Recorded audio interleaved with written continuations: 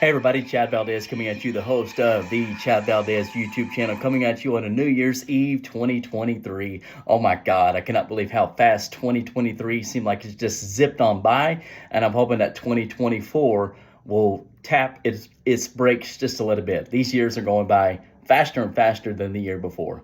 In any event, it is New Year's Eve 2023, so I'm wishing you a very happy and safe New Year's Eve and a prosperous and happy New Year 2024 come the day after that this is being conducted. The latest segment here on the Chad Valdez YouTube channel. So I invite and encourage you to subscribe if you have not already. I will really appreciate it. And also the other sports talk platform or program that I have is via a full audio format and version that is via Apple Podcast, where you can find The Real Talk with Chad Valdez. And so I invite and encourage you to follow The Real Talk with Chad Valdez and also subscribe to the channel here.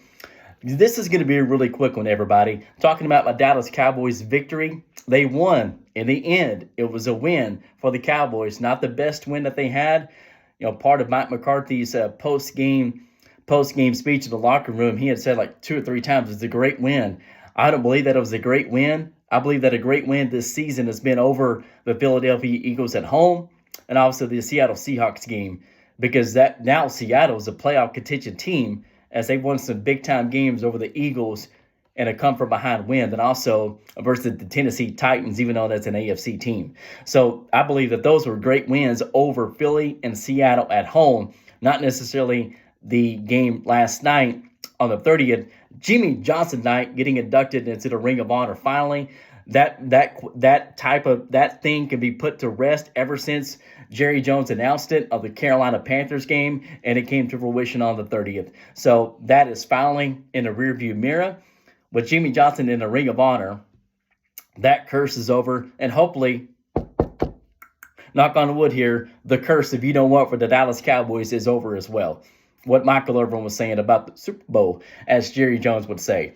So having a quick video here about the Cowboys win last night versus the Lions, a brief other NFL commentary, and also college football as they have their semifinal playoff game tomorrow, and it's New Year's Day, all the New Year's Day games as well, with the semifinal playoff game in the afternoon, and then in the evening, Alabama and Michigan, and the granddaddy of them all, the Rose Bowl out there in Pasadena, California, and then you have in the Sugar Bowl in Nolens, the Big Easy, if you will.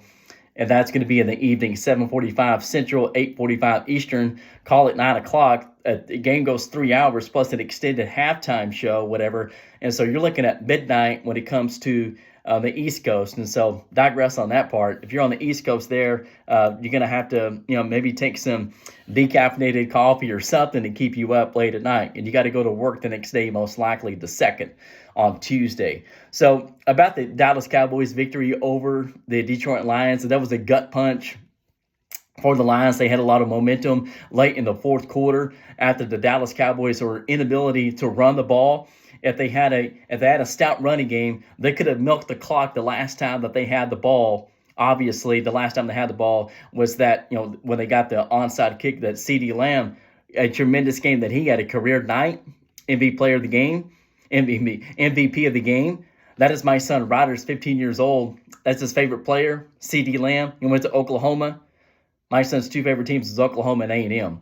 And so big shout out to CeeDee Lamb, MVP of the game, and also career night, all-time receptions in a season, and also all-time reception yards.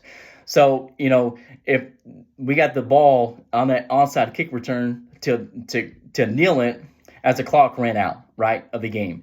But if we would have had a stout running game the time before we had the ball, and then we just would have ran out the clock, that touchdown that the Lions had at the very last would have not have happened. It would have kept the score 20-13, right? And so very unfortunate that the Dallas Cowboys run offense is not clicking, and the run defense is not clicking either.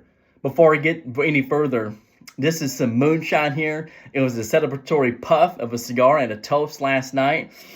That's not liquid candy, everybody. You got to be careful if you sip on moonshine, because it won't kick in until you keep on sipping it, and then you're like absolutely toasted. So careful with that if you sip on moonshine ever at all, or ever have it. and you're wanting to do so after seeing this here. Got my golf ball markers there, Dallas Cowboys and Texas A&M, mini gavel there, and obviously the coaster and the old school Halliburton Yeti, the mini Yeti, if you will. So tumbler, whatever you want to call it. So the Cowboys game last night, wasn't the best game that they had. Prescott, my man, my quarterback, Dak Prescott, number 4 in the field, number 1 in your heart, had a really, really good game. 2 touchdown passes, gets him to 30 passing touchdowns on the season, leads the league in that, and only 7 or 8 interceptions now. So, he had said in preseason or whatever going into training camp that he wouldn't have, it was either tip interceptions or 10. So let's just hope that goes to fruition. Less than 10 on a fluke year 2022 where he had 15. So I really didn't want to bring up that much further, but Prescott had a tremendous game last night after that interception where, the secondary, the quarterback, the safety, he was playing safety, his position, right? Eyeballing, spying on Prescott, the quarterback, as it was scrambling because of a defensive coverage, almost a coverage sack, and then Prescott was still wanting to make a play, and he finds CeeDee Lamb, and then the safety just bites on the ball.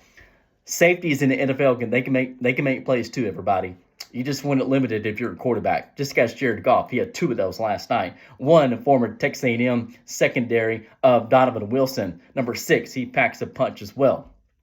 So with Prescott having a tremendous game, after that interception, comes right back and gets a long touchdown pass, if you will, hitting CeeDee Lamb on the run after another almost secondary coverage sack because there's not a lot of time in the pocket. It gets pressured, whatever. The time in the pocket at the most 3 seconds or whatever. That's how fucking fast those wide receivers are going down up the field. And that's how fast the pocket can collapse. So Prescott was making a play, finds CeeDee Lamb on the run, goes up and scores a touchdown. Other plays that he had very well throughout the night. Prescott, leader of the team, captain. So a tremendous win, a tremendous game for the Cowboys, for Prescott, But also, there's a lot of things that the Cowboys got to clean up. They have to get the running game going. There was one run, Troy Aikman, my all-time favorite, said at the time he had like 30-something yards rushing, like 34 yards rushing, and he had a 16-yard gain on one run. You take that 16-yard gain or 18-yard gain off of the 34 total yards, and that's 11 rushes on 16 yards. That ain't worth a damn. That's not to bring down Tony Pollard. It's just the running game as a whole. So really, and Deuce Vaughn was active. Thank goodness, the speed demon that he is, as Rico Dowdle was inactive for the game. And I did not know this at all, but Buddy Johnson, former linebacker for Texas A&M, his senior year was the 9-1 season going to the Capital One Orange Bowl. He was signed by the Dallas Cowboys on the practice squad. And the one report I saw over here was inactive, and then he was just on a practice squad. And then there was another report that he was elevated up for the game versus the Lions. I didn't ever see him on the field. That's just really cool. I'm the big-time Buddy Johnson fan at Texas A&M. So I don't want to spend a whole lot more time on that, as I will be having a much more deeper dive into the game, most likely in the next full sports talk, the next sports talk that I will be conducting will be the full version of it via Apple Podcasts, The Real Talk with Chad Valdez. I'll have a deeper dive into that. Look for that being Tuesday, the 2nd of January. As I close this out here really quickly, my Dallas Stars have their ritual New Year's Eve game tonight, and that versus the Chicago Blackhawks. They had them on Friday night. Blackhawks stayed in town. Maybe they went to the game last night. Who knows? That the Cowboys and the Lions, they had some time off, right? Or a little bit of leisure in between the games.